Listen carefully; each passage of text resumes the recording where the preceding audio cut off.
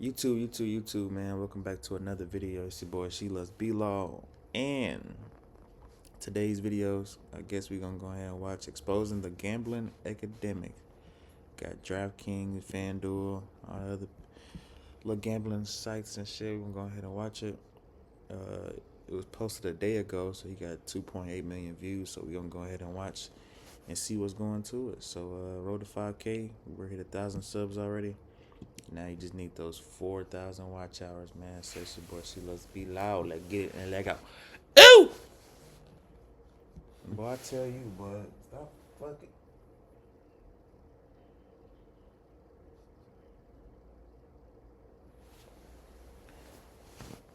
Alright, bet. Let go. Let go. Gambling has changed. Gambling has changed. It used to be you'd lose your money on slots in Vegas, but today, not only can you do that, you can also bet on your favorite sports team, on the opening coin toss, on this individual pitch, or on all three in a parlay. You can do it from your phone, your tablet, your Apple Watch. You don't just have to gamble on sports, you can gamble on esports, on video game items, on slots with those items. You can do it in Roblox, or on regular stocks, on meme stocks, gamble with calls, gamble on earning calls, gamble on calls with earning calls. You can gamble on political events, world events. You can bet if Zelensky's going to wear a suit before July, if Jerome Powell's going to say inflation 50 or 60 times in September. And you don't just have to gamble on that. You can gamble on crypto coins, Trump coin, Dogecoin, Fartcoin. You can gamble on the champion of Fartcoin coin, and you can gamble on any of the posts the champion of Fartcoin has ever made on whether they will become popular or not. And if none of that's your cup of tea, you can also just gamble directly within your banking app on a game of roulette, like a gentleman. And don't even get me started on the ads. Turn on sports, esports, podcasts. Not even my favorite political show is safe. Shout out to Prize Picks, the best app to fire on sports in the game. You will be bombarded with gambling ads by every famous person you've ever heard of. DraftKings. DraftKings Sportsbook. DraftKings Sportsbook. Uh-oh. How did we get here? And is it a good thing that we're turning every spare moment of our lives into a game of chance? I'm betting no.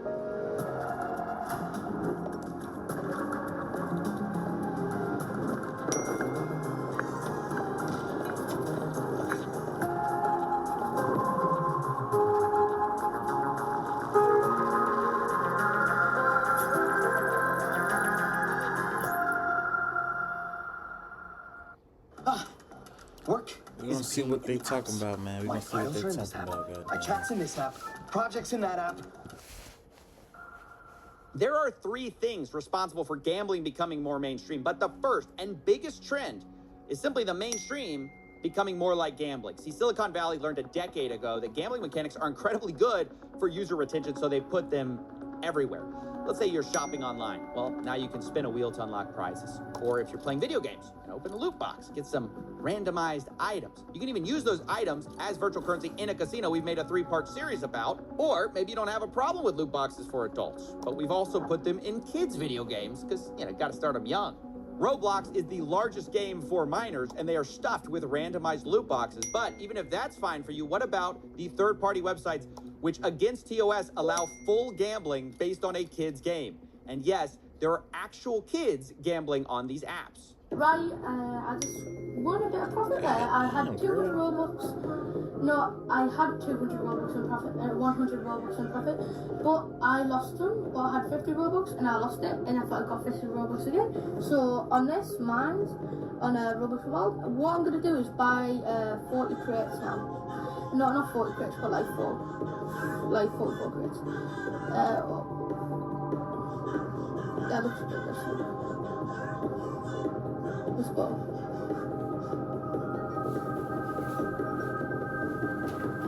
Let's go. We're in profit. Let's go. It is absolutely disgusting to see that. Look, I spoke to an insider who worked on this website, Roblox Wild, before it got shut down. He shared data which claimed they made $5,000 a day, or roughly $2 million a year. God damn. Thankfully, this website got shut down, but third-party gambling sites still persist because copying casinos makes a ton of money. And that's why we've been putting it into everything, including our politics. Prediction markets are the answer to the question of what if we could YOLO on election results and world events. The biggest websites are Polymarket and Kalshi, which have exploded in popularity during the American election cycle. But it isn't just major events that attract bettors. I was recently asked to investigate whether this was a suit that Zelensky was wearing. Why? Well, the prediction market had bet $200 million in betting volume on this bet, and some of them were really mad that they decided, no, this is not a suit, I guess. Whether you think it is or not, the volume of betting here is insane. And one reason for that is because these companies are exploiting loopholes that allow betting even in states where normal gambling is illegal. Because these companies say they're not a casino, so they don't fall under the same rules, which is why instead of having to be 21, you can now gamble at 18 on prediction markets. And while there have been legal challenges to this, both of the major companies, Kalshi and Polymarket, have recently brought on the president's son as an advisor, making it hard to see how they're going to be meaningfully regulated. Meanwhile, all the major betting apps are busy launching their own prediction market copycats to get around the same weak rules that we still have regarding betting. And don't even get me started on the other loopholes that are out there. Have you ever heard of the TikTok of sports wagering? This is Cheddar. We're building the TikTok of sports wagering. Legal in 20 more states That's than gonna make people DraftKings. shit. Accessible for 18 to 21 Bet every damn time they Live, swipe. in-game, micro betting. Swipe to predict every moment, every play. I'm going to stop you right there. If you missed it, Cheddar is a new startup trying to combine DraftKings, TikTok, and Tinder features into one app. And one of the things they brag about is they're allowing 18 to 21-year-olds as a competitive edge. Guys, can you believe the untapped market of teenagers for gambling? Now, to be fair, Cheddar has not launched yet, but this is obviously the future we're heading towards, turning everything into a maximally addictive gambling product. It's sports wagering with the pace of a slot machine. Yeah. Isn't that the most dystopian thing you've ever heard? We're trying to turn sports betting into slot machines. I mean, the funny thing is this whole product is built around yet another loophole called a sweepstakes casino, and that's how they get around the 21-year-old age requirement. Here's how it basically works. Sweepstakes casinos claim that you don't actually need to purchase anything to play, so it's kind of not gambling. In fact, you can get free coins to access their games, but they also have a second currency which you can buy. Well, not buy, you get it for free when you buy the worthless coins. For example, their website says if you buy 100 cheddar coins, you get 5 bonus cheddar cash. And that's usually what you can gamble with and redeem for real money. This is actually how Stake US works. If you didn't know, Stake International is one of the world's largest casinos, but they aren't allowed here in the United States. So they have an American arm, which is a sweepstakes casino, which has gold coins and stake cash. One Redditor explains how the loophole really works. Quote, one stake cash is 1 USD. They only use gold coins because they need to say that you aren't gambling with real money to stay open in the US. Except, of course, you are actually gambling with real money. They just have a virtual currency workaround, which basically everyone has figured out. Some casinos are just kind of more honest about it than others. Cheddar's basically saying the quiet part out loud.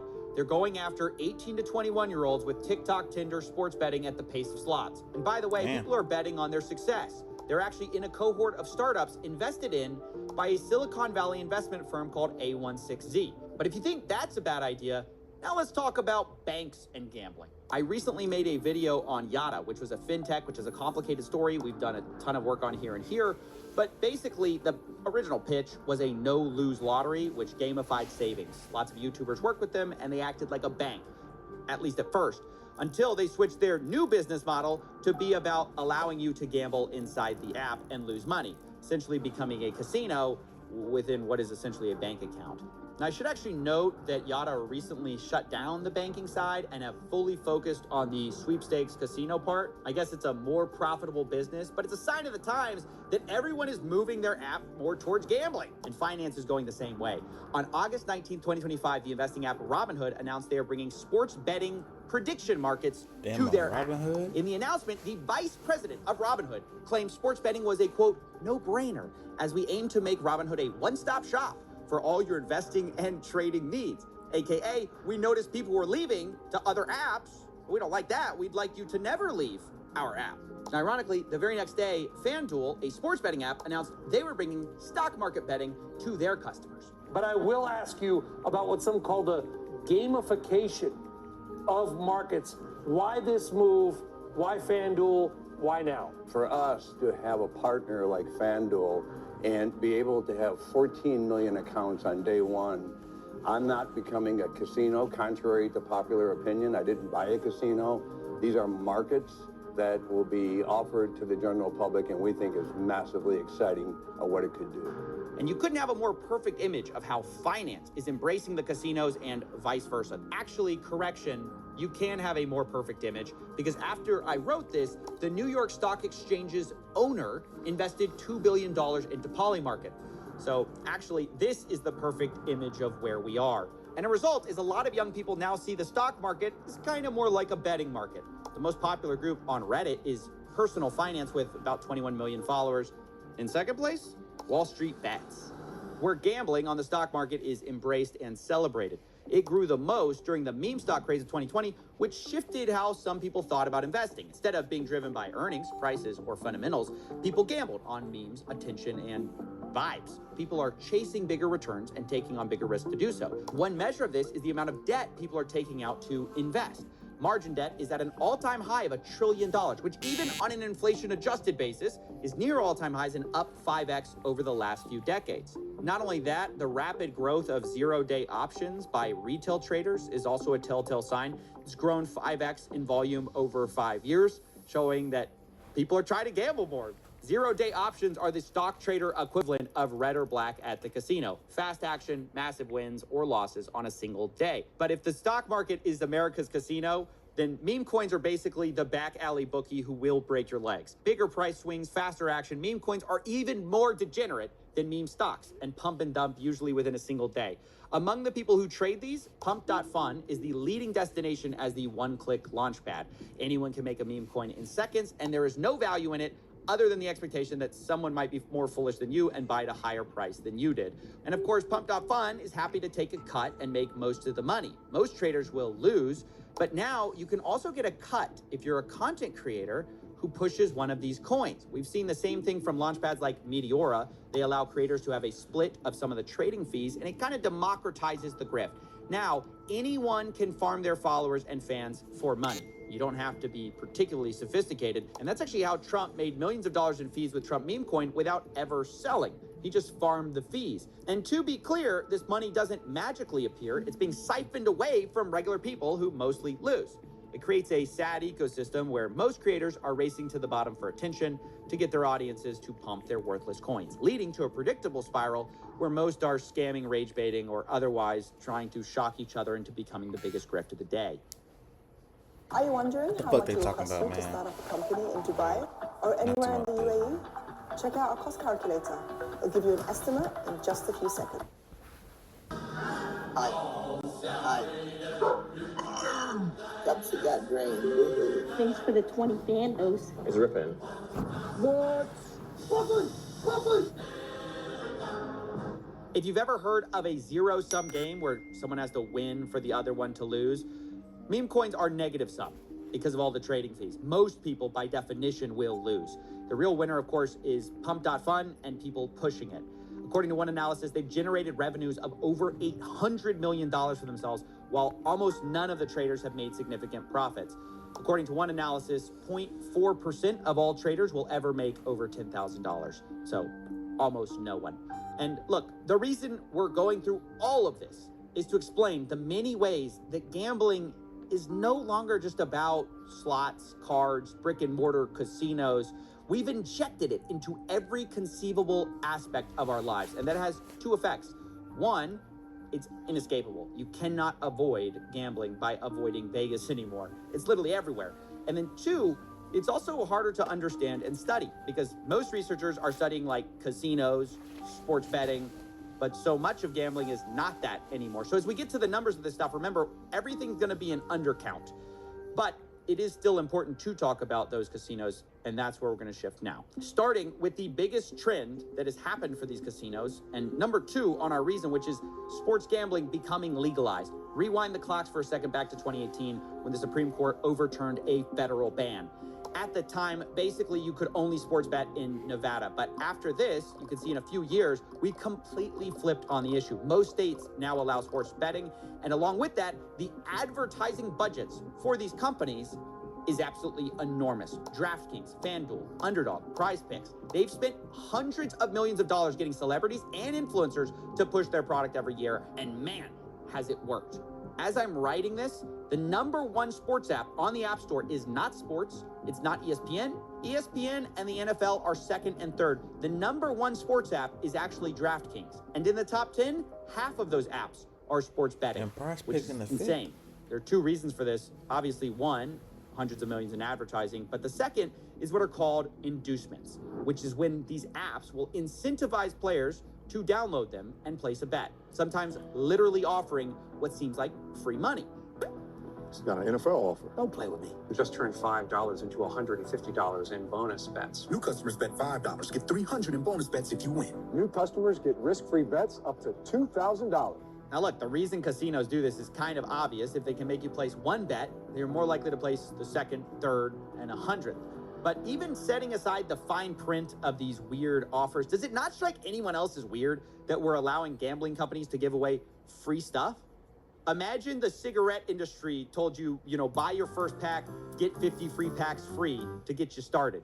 Imagine Budweiser said, shotgun one, they'll send you a case for fun. It's insane. And yet, that's exactly what these sports betting apps are doing. It's the lifeblood of how they get new players. And once you're in, these apps will also cater to their biggest players, biggest losers, called VIPs. They will send them gifts as they spend their life savings. And there have been multiple lawsuits actually about this. And to make it worse, if you do the opposite and you actually win too much on these apps, they will try to limit your betting, as one investigation found. If you show any real ability to effectively handicap a game and beat the sportsbook, they will limit your bets and essentially kick you out of the sportsbook. They will not let you win. Can you talk to me a little bit about how sportsbooks treat you once you start winning? They don't want to accept your bets.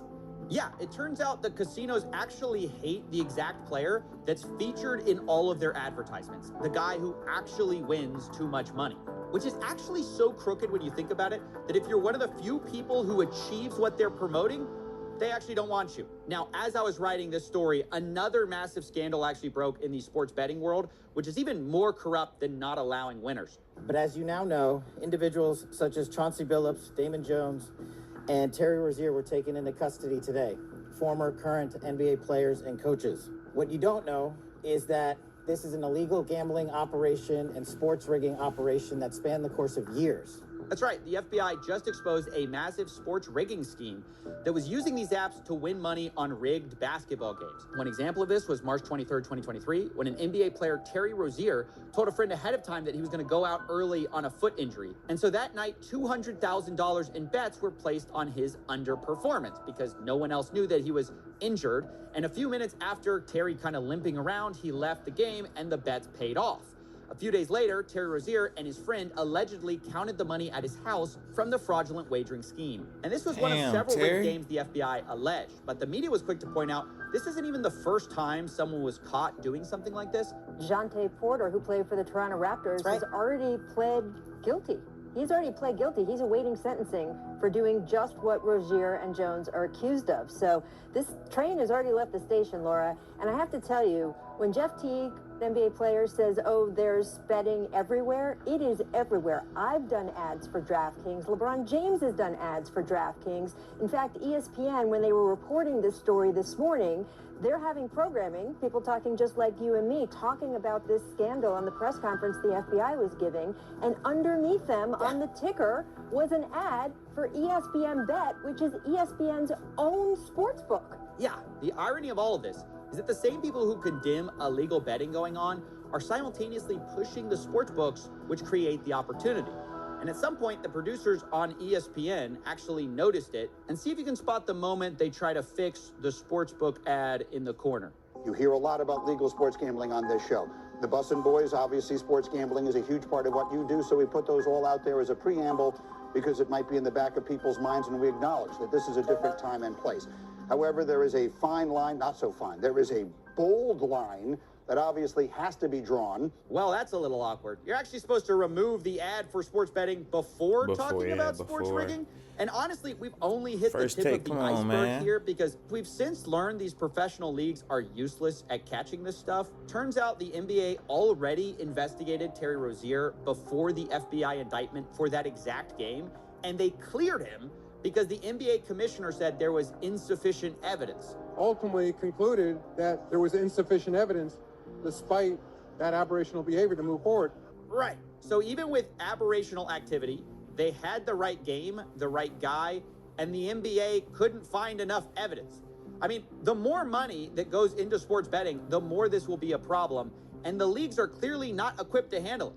But people just look the other way because the money's too good.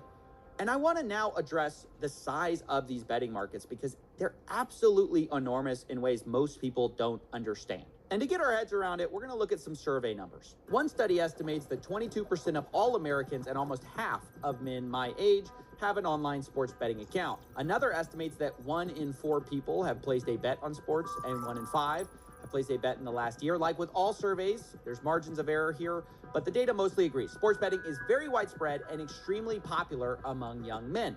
And for the ones who get addicted, it's financially devastating. One recent study looked at Americans' finances before and after sports betting was legalized by their state. They found that bankruptcy rates rise approximately 10% after legalization. Another paper looked at financial stability, noting that for households that do bet, they spend on average about $720 a year sports betting. And the study found that for every dollar someone deposits for betting, there's a reduction in net investments of just under $1. As people gamble more, they invest less, which means their financial future is worse. Makes sense. But this is especially true of problem gamblers or gambling addicts. To be clear, this is not something that affects all gamblers. Roughly 1% of the world population suffers from this. It's more common among people who bet regularly and bet online, two of the things that sports gambling encourages. Problem gambling completely obliterates people's finances and affects more than just the gambler, because as they beg, borrow, or steal to continue their addiction, they affect everyone around them. And I do mean steal. Roughly half of gambling addicts will commit a crime, and most of those crimes are to continue gambling, often leading to a spiral where the addict doesn't see a way out, which is why problem gambling has one of the highest suicide rates of any substance addictions. Full stop.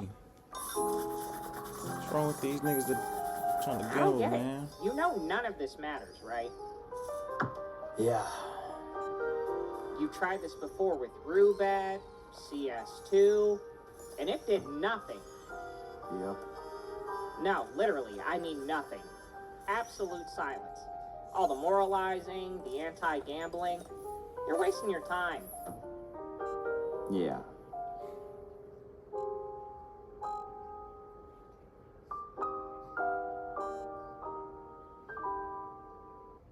Give yourself 28 days and become the most dangerous person in the room. Let's be real. Most people over 40 use ChatGPT like it's Google. Copy, paste, ask a basic question, move on. That's not. Teammate dive to Let me tell you a or story. some shit. A year ago, I was offered $20,000 to do a video by casino. Now, I said no and made a whole series about it, but what I didn't tell you is that later I was offered $1 million to cover my legal fees in an ongoing case. Now, this was offered by a person who said they wanted to remain anonymous, no strings attached, very nice person. They said they wanted to just help out. Sounds great. But then I found out the money was coming from a sports betting company. They were one of the top people, and that's obviously a dilemma for me. I am publicly against gambling, and here this person's kind of privately telling me, well, gambling can pretty much solve all my problems. Pay my legal fees, they're telling me, oh, their company's regulated, it's fine, it's above board. Ultimately, I had to say no. Thank you for the offer, but, in my head, there's no such thing as $1 million, no strings attached. And, obviously, I also can't take $1 million from a sports betting company and then go make a video criticizing sports betting. But it gave me pause and kind of gave me an aha moment that I was missing before. Turned down $1 million, where I started to you a good understand man. exactly how screwed we are. And this goes into our third reason gambling is winning. The casual way these casinos can throw around life-changing money for any normal person is why the data will never fix this. It's why having enough sad facts about addicts or interviewing people whose lives were ruined will not change things. Believe me, I've done it, and it's never moved the needle. To be honest, it's not even debatable that gambling is kind of bad for most people and life-destroying for a few. Even the industry kind of admits that. But the reason gambling is everywhere in spite of that is there is too much money in the game benefiting the people that make the final decisions, right? Think about the states with tax revenue, the casino profits, the influencer payouts. There's a small group that gambling is incredible for. So incredible, it basically defies logic. I'm talking billions of dollars in profits. And if you want to understand why gambling is everywhere, you can't just look at the statistics. You have to look at the money. And I want to show you exactly how this works with an example. This is Matthew. He's better known online as Nadeshot, and recently he took a gambling deal with an offshore crypto casino. And when he first talks about the deal, I want you to notice it's a little strange. He almost seems hesitant. Boys, we just partnered with Rootbet, and before I say anything, don't gamble, okay? You will lose. I promise you, you're gonna lose. But that's why I partnered with Rootbet, so they can pay me to gamble. So even when I lose, I'm still gonna lose. Yeah, it's pretty weird to hear someone say, don't gamble, guys, while announcing a partnership with a gambling company. Nadeshot implies that he may lose money, but in fact, he later admits that it's the most money he's ever been paid. This is the biggest partnership that I've had in my entire career. No, instead, I think the hesitancy, the weirdness of this video is because Nadeshot knows pushing gambling is kind of bad for people. He said so in a podcast a couple years ago. I definitely think that people streaming on Twitch, all the crypto betting, certainly incentivizes younger kids to be more interested in crypto gambling. Like, I know personally people that should not have been gambling online, but because it's so easy to gamble with crypto, they did it when they could not afford to do it, and it has not worked out well for them. Right. Nadeshot knows personally it's bad. But for the reason why he's doing it anyway, he's doing it for the money, man. Just fast forward 2 minutes in the podcast, and we find out because the host asks, a hypothetical. What if someone offered Nadeshot $100 million to promote gambling? And well, let's just say his tone changed.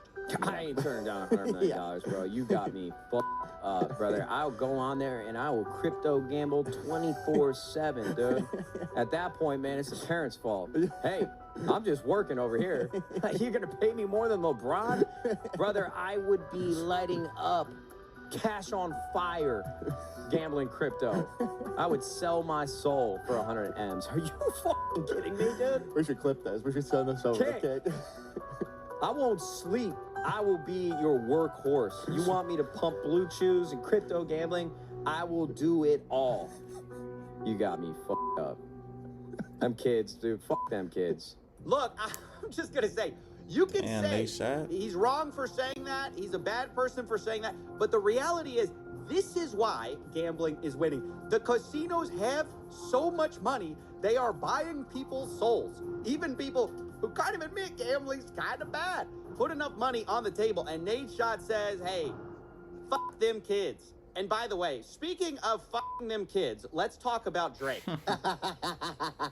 W's in the shot. It isn't just streamers or influencers taking deals. It's the biggest rapper on the planet. He signed a reported $100 million deal recently with Stake, the crypto casino, which is wild. There's really no endorsement deals like that anywhere else that hit those kind of numbers. And just like Nadeshot, Drake wants you to know that, even though he's taking the money, gambling isn't for everyone. Recently, he posted an $8 million loss, saying, gotta share the other side of gambling. Now, maybe some of you think that's brave, but to me, I see that and go, Drake, that is the only side of gambling for most people. If any normal person lost $8 million, their life is over and their legs are broken. You're the only one with another side to this whole thing. Where, to be clear, that other side is reportedly getting paid $100 million. And to be clear, it's a lot of people taking these deals. I'm not trying to single anyone out. Let's also take Kevin Hart, right? One of the world's smallest comedians. He pushes DraftKings. And this one I find really bizarre. Do me a favor, man. Go to the DraftKings app. Look at what I'm betting on. Look at why I'm betting on. Place your bets. All the action is here. DraftKings, Kevin Hart. I'm not even going to ask why Kevin needs you to get on DraftKings and bet. The fact is he's worth a reported $450 million. But the real thing I find so gross about this is that Kevin Hart has gone on podcasts and talked about the need for financial literacy. He talked about this on Joe Rogan. The biggest problem within our community is knowledge. We don't know. Debt is welcomed because it's celebrated. That's all we know. The knowledge isn't given. So it's not till you obtain that knowledge and understanding that you go, oh, this is why you put money up. This is how you increase versus decrease. Oh, this is how you earn on your money. Oh, wow. I can gain wealth by investing in what? The stock world is what? How many people partake in the stock world? And is there a part that isn't necessarily gambling? Is there a low risk part? The information isn't there. Yeah, Kev, maybe the information isn't there on the stock market part. Damn, yeah, Javon say, y'all be careful with the court today, sleepy like a motherfucker. That's in the morning time. Ooh. Morning time. Which isn't gambling because you're too busy telling them about actual gambling. Understand that Kevin Hart is not just a guy who sometimes talks about it on podcasts either. He has a whole partnership, an actual partnership with Chase Bank, where they ran a campaign to improve financial literacy. But then Kevin goes on the side and he's pushing DraftKings, which preys on people's financial illiteracy. And while we're talking about small comedians with big bank accounts, let's talk about Joe Rogan too. And listen, I'm not trying to be high and mighty with all this stuff. I know it sounds a bit like that, but believe me, I am eye level with these guys, okay? I'm very short too. You can't tell behind the $10 million studio desk, but no offense is intended here. We got to discuss though, how the biggest comedians in the world, biggest, smallest comedians, are pushing DraftKings. Didn't Joe get a $250 million deal from Spotify?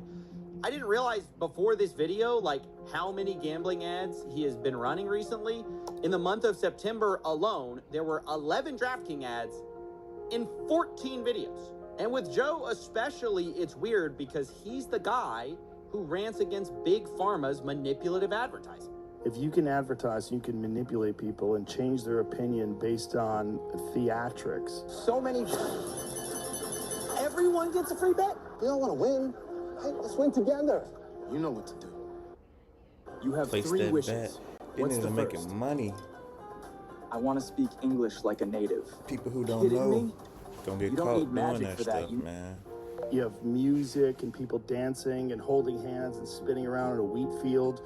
Like, that is so manipulative. And we are subject to manipulation. And when it's something that is so important, like making critical health decisions, there's so many of these commercials. Like, so many times I'm watching television, I'm like, how many goddamn drug commercials are there? By the way, I agree with him. We are being manipulated. But change a few words from that rant, and you could say the exact same thing about how gambling is pushed. Casinos are also manipulative. They don't advertise the actual reality where people lose. Instead, they say things like winning, cashing in, opportunity. And Joe Rogan's a part of that. Every game is another chance to cash in. Don't just watch the action, win with it. Every snap is loaded with opportunity. That is just as manipulative as pharma ads pushing pills that may end up addicting you. In both cases, the collateral damage are the addicts we created along the way. And I guess I have to ask, maybe people think, oh, one's worse than the other. Is there that much of a difference between a drug addict and a gambling addict? No, really, I'm asking. It's like, if you see the drug addict, you see him, he's shooting up or whatever it is, and you see him fainting, you go, oh, that poor bastard. But when you see a guy who's fully in the grips of gambling, trying to figure out how to get his money back, and he's all jazzed up with adrenaline, he doesn't understand why. It's just like cocaine. It's just like drug abuse. It's just like the opiate problem. It's just like anything else. It could make you and I both know. Yeah, y'all gotta realize, man, that shit is an addiction. Not for my eyes, but for certain people, because they money hungry. And some of your favorite fucking celebrities and rappers promoting this stuff to get you guys to bet so they can make money. So everybody is legally and illegally scamming, goddamn. Boy, I tell you. People who have lost their lives gambling. Okay, you've seen people in pool halls. You see how they get, Joe Rogan. There's no difference in the drug addict and the gambling addict. No Not at difference. all. No difference. So there is no difference. Then why do we shake our head at the Sackler family and pharmaceutical execs who push pills that ruin people's lives, but somehow nobody cares we're doing a very similar thing with gambling? At every level of society, we are shoving this down people's throats. And it's not that I mind if people gamble individually, but we are pushing it on people who otherwise would not have done it, because everything is gambling now, from sports to entertainment to investing. It is totally inescapable, and we're moving the casino from Vegas directly into people's pockets, connecting to their bank accounts. I don't know exactly how this is going to end, but it doesn't take a genius to see where it's going to lead. Gambling is going to be a much larger problem for people, and especially young men. And the saddest part is, There's no amount of data or facts that I can give you that's going to stop that. There's just too much money at stake. Damn.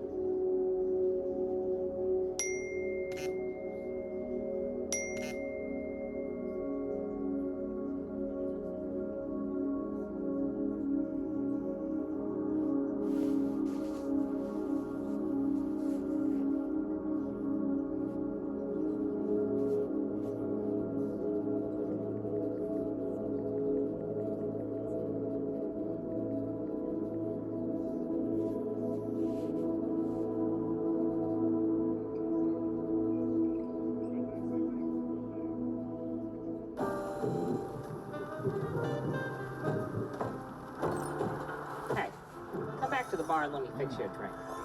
The weather isn't changing anytime soon. You know, all it would take is basic advertising rules or legislative change to put a stop to half of this stuff. That's the thing. Money makes the world move, Coffee.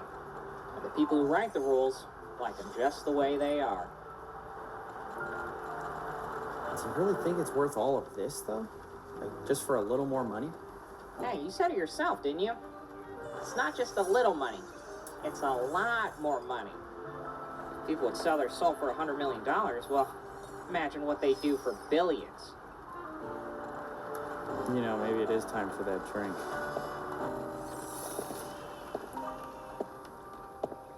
You're gonna tip this time, right? Alright, YouTube, man, that's the end of the video, man. Make sure y'all like, comment, subscribe. The video on the way. Road to 5K. We already hit 1,000 subs already. Now we just need those 4,000 watch hours. So let's get it and let's go. Ooh.